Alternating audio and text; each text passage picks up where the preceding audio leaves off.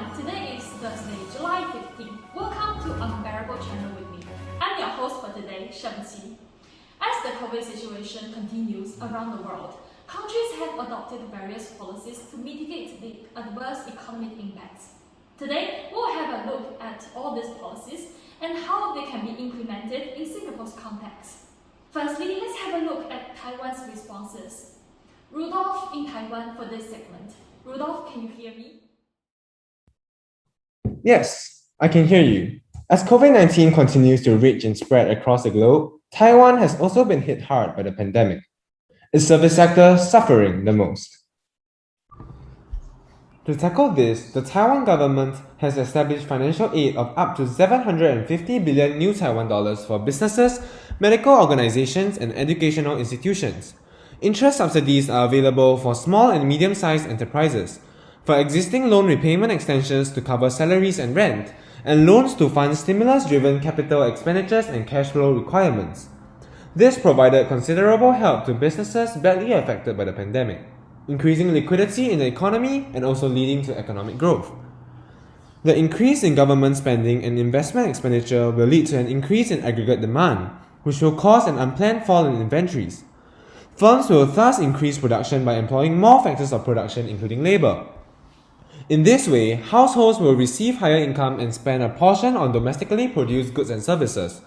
This results in a multiplied increase in national income, allowing for actual growth.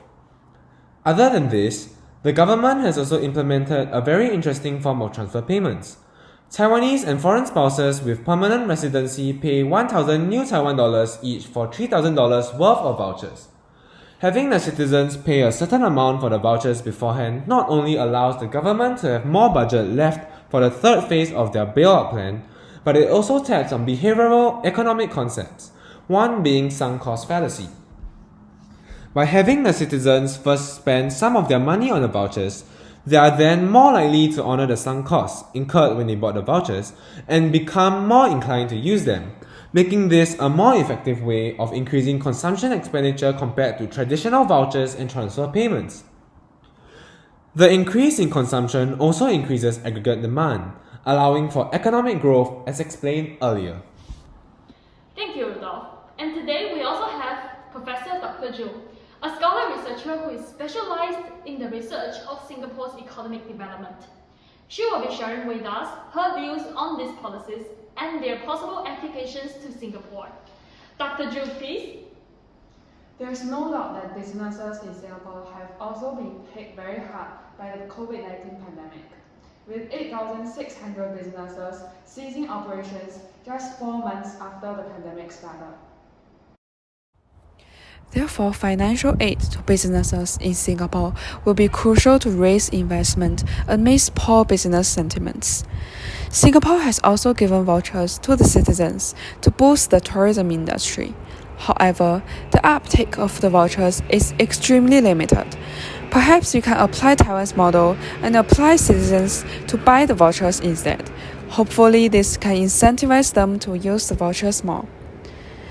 Due to Singapore's reliance on imports and also the mandatory savings in the form of CPF savings, the multiplier is relatively small here.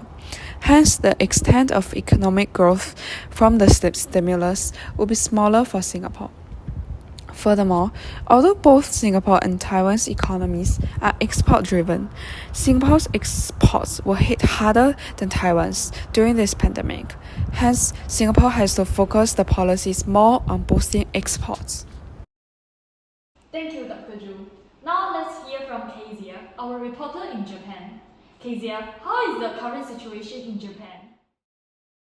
Well, I shall say that the COVID-19 pandemic hit Japan's economy quite badly. Although the severity of COVID-19 was mild in the beginning, but the number of consumption has dropped significantly in summer 2020. To alleviate this, in May 2020, the government rolled out a 230 trillion yen stimulus, together with a 2 trillion yen fund to promote investments, which aims to help achieve carbon neutrality by 2050. 1 trillion yen was also allocated to accelerate digital transformation. With this massive stimulus package, we are expecting both actual and potential growth. However, success has been limited so far, as the slow vaccine rollout has an outsized effect of limiting consumption and investments. Thank you, Kezia. Now let's hear again from Dr. Zhu. Dr. Zhu, what do you think about Japan's policies? And would they be suitable in Singapore's context? With climate change worsening over the years, I think focusing on sustainable growth is definitely a step in the right direction. Encouraging investment in ecological business and innovation will still undoubtedly benefit us and our future generation in the long run.